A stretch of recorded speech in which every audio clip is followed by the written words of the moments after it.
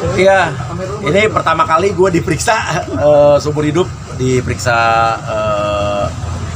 di kantor polisi ya sebagai pelapor, pelapor ya, sebagai pelapor.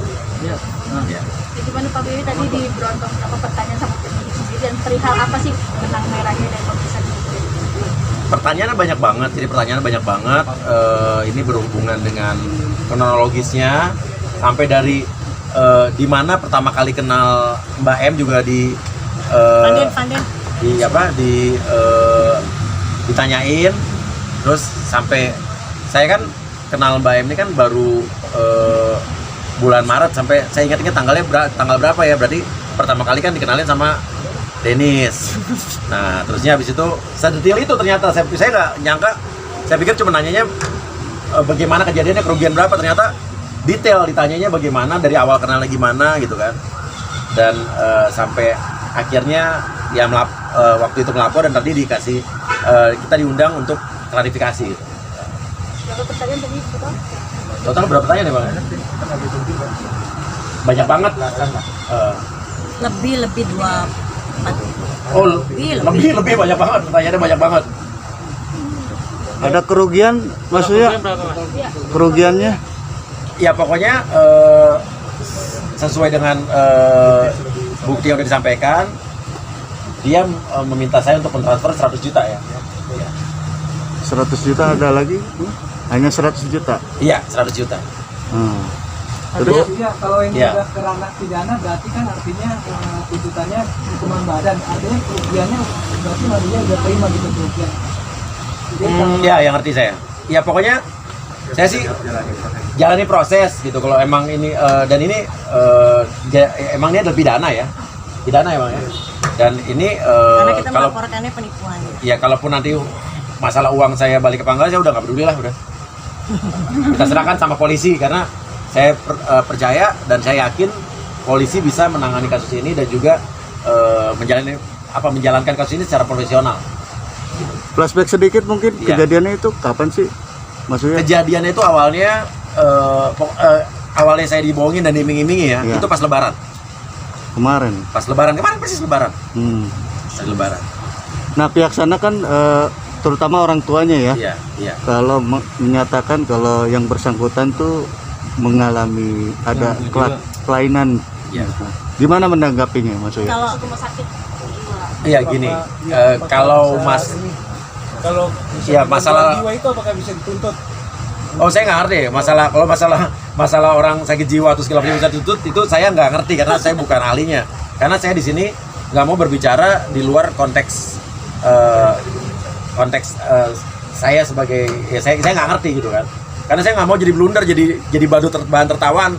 Kan banyak orang sekarang bukan pada kapasitasnya dia bicara bahwa dia bipolar akut tingkat apa gitu. Ya, Akhirnya kan jadi badut kan, jadi ketawaan. Kalau saya nggak mau, saya no comment, saya nggak ngerti.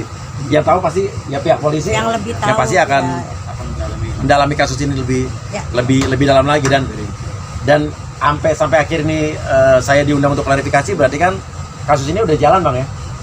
Udah ibaratnya udah dalam proses, udah LP gitu kan. Dan Dennis juga minggu depan akan dipanggil kayaknya nih. Gara-gara lu. Lah gua kan kenal dia gara-gara lu. Iya juga sih, iya. Lu udah enak udah balik lu duitnya. Kapan sih Mas Uya? Tanggal berapa? Kenapa? Laporan. Itu tanggal berapa? Laporan tuh minggu lalu. Tanggal? Lupa tanggal berapa ya? Lupa tanggal berapa. Iya. Maksudnya untuk Ya. laporan ini mungkin memberikan efek jerah apa untuk mempidanakan dia atau sudah Gini, saya mengharapkan bahwa gini, karena pada saat ini hanya menimpa saya kan udah waktu awal kan diam saja. Ya Dennis yang berkoar-koar, karena Dennis yang berkoar-koar, dia yang dibalikin duitnya, gitu kan. Nah, saya berbicara di sini karena menurut saya mungkin nggak tahu. Awalnya saya terlalu sabar dan diam aja, tapi Dia kasihan mulu. Ya, gua kasihan mulu sampai gemes gue. Tapi karena saya mulai diancam, digertak, terus habis ternyata banyak korban-korban lain yang juga ternyata mengalami hal yang sama. Disitulah saya tergerak untuk bahwa ini nggak bisa dibiarin, ini nggak bisa didiemin, ini harus ada efek jerah.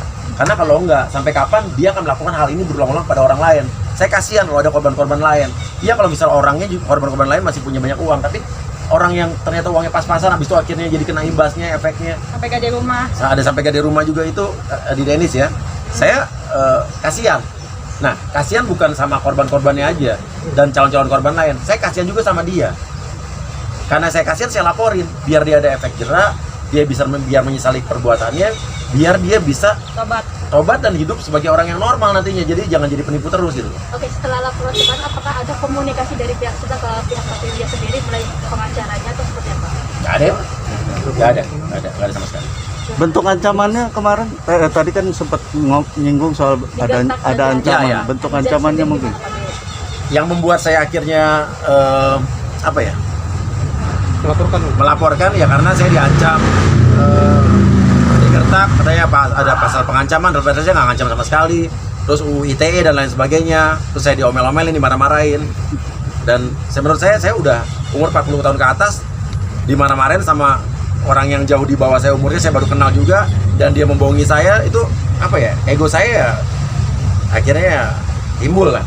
Bukan ego sih sebenarnya, adalah biar ada efek kalau dia tidak melakukan hal ini lagi.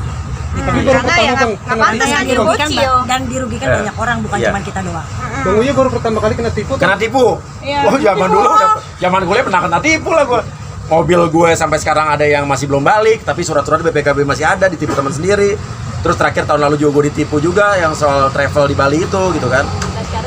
Nah sekarang ini jadi mungkin kok berapa kali gue kena tipu tapi gue selalu kasihan mulu gitu kan.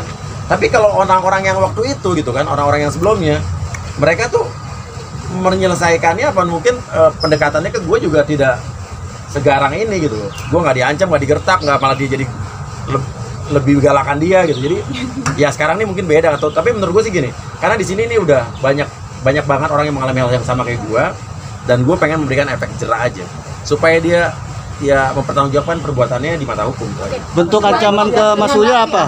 Iya, tunggu. Apa? Dengan Raffi Ahmad sendiri kemarin kan sudah bertukar cerita perihal permasalahan yang sampai dengan orang yang sama MZ sendiri. Iya, kalau Raffi Ahmad dia juga nanti akan berbicara juga. Tapi ini kan hubungannya kasusnya nggak berhubungan dengan kasus gue, cuma dengan orang yang sama. Jadi ya itu Raffi atau pihak Raffi yang akan harus ngasih keterangan sih, walaupun ada beberapa orang yang berhubungan dengan kasus itu kemarin udah sempat datang ke podcast saya. Kayak hari ini saya juga upload yang namanya dipinjam sama Mbak itu untuk kasus Raffi, yang nama buat dipinjam rekeningnya, udah ngasih keterangan di tempat saya gitu.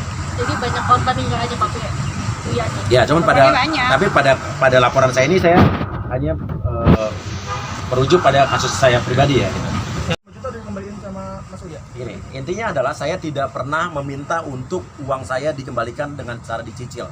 Dari awal saya selalu bilang bahwa mbaknya yang selalu bilang bahwa setelah tahu ini saya ditipu, dia mengakui juga saya ada rekaman suaranya. Dia sendiri yang bilang bahwa sorry, saya akan refund uangnya, bukan saya yang meminta uang dikembalikan.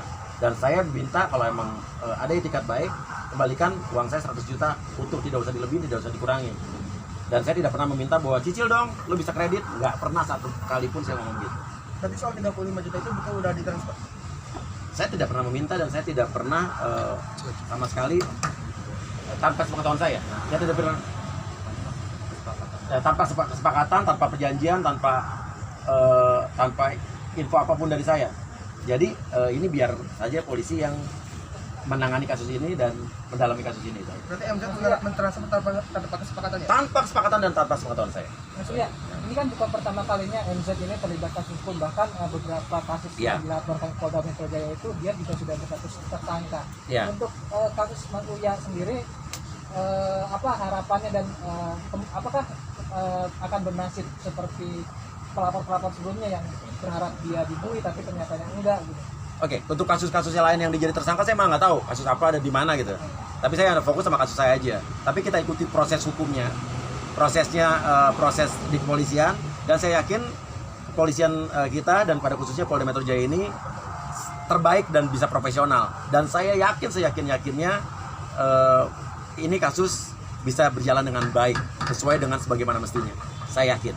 Bukti transfer, bukti chat lengkap. Bukti rekaman pembicaraan, suara, dan rekening koran saya juga sudah ada yang dari bank sudah diminta.